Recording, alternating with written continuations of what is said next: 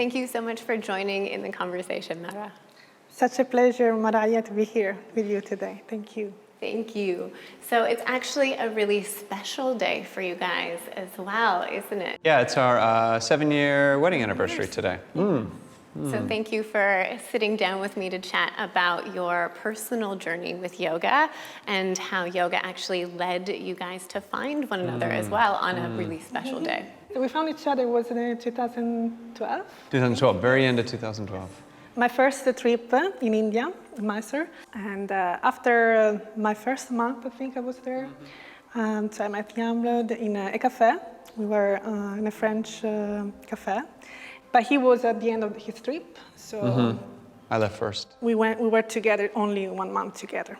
Right. Every day together, and never spoken about future. No, never not once. Talk about relationship. Yeah. Just live in the moment. As I said before, this was my first international trip, so my English was really zero, nothing, and so I was a bit scared, but I really wanted to go, and Youngblood really made it special, my first trip as well. Yeah, it was. So if you hadn't talked about a relationship at all prior to him leaving, how did this relationship come about? How did you come to live in Adelaide? Having not discussed it, and that in itself has become a topic of discussion since becoming a couple, we said, okay, so I guess we'll see you. Okay, see you later. And I got in the car to go to the airport, which is like a 3.5 hour ordeal. And almost immediately we're texting each other, "Mate, I miss you so much." We couldn't believe that, because we hadn't spent time apart since spending time together. And I think by the time I got to the airport, she'd decided to come to Australia. Already moving, just deciding, yeah. Wow, just like that, in the moment. Yeah. After I think a total of 6 weeks, probably close to 6 weeks together in Mysore. Yeah. And have you lived here ever since then? Yeah. Yes, and haven't been in Italy many times since I moved here. Yeah. So, yeah. And you got to come into this kind of yoga family, basically. Yes. So you got to have Youngblood, his parents. How is that? How does it feel to be living in a yoga family? I always thought it's such a bless. I feel like I'm very lucky. Every single moment of my life has this beautiful meaning and has beautiful continuous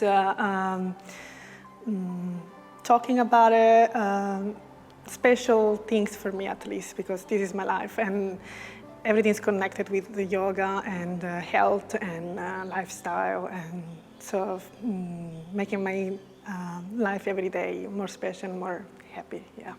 So living in this yoga family, how do you feel that you guys relate to one another? How are your interpersonal relations, between you two and between the parents? But I think because we are in somewhat of a yoga bubble as a family, everyone's got an agreed understanding of a set of principles and practices and sensibilities towards one another.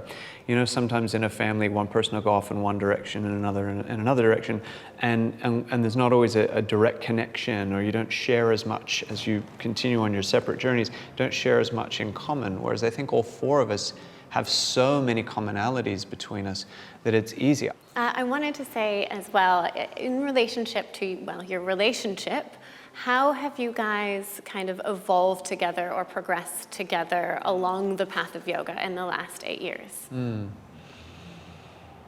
I think because we work together, and so we see each other here, we see each other at home, we're eating together, all of this kind of stuff, there's an understanding that a lot of what we do is going to be shared.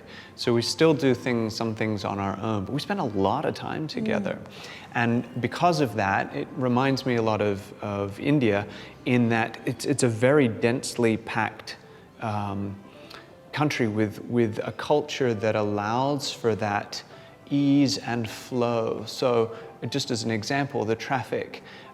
Here, if somebody sort of makes a maneuver, the horn is an angry, "What is wrong with you?" kind of horn. Whereas there, the horns are just letting you know I'm here, beep, beep, beep, beep, just letting you know I'm here. And so people are sort of interweaving with one another through the traffic. And it flows because people aren't taking offense to each other. They're not thinking the worst of somebody else's manners or the way that they have, made a choice.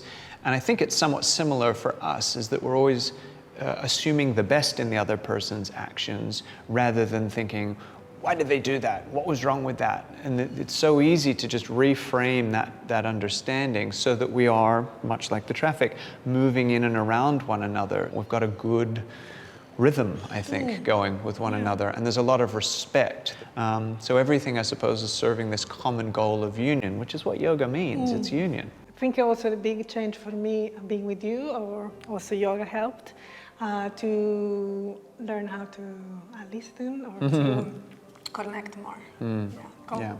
Communicate. My problem also has been communication. So That's really special. That's incredible to have a partner that you can communicate well with and actually just know one another and each other's presence. Yeah. Well, that's amazing. Thank you guys so much for sharing your story Pleasure. on your wedding anniversary. Yeah. Much appreciated. Thank you. Thank you.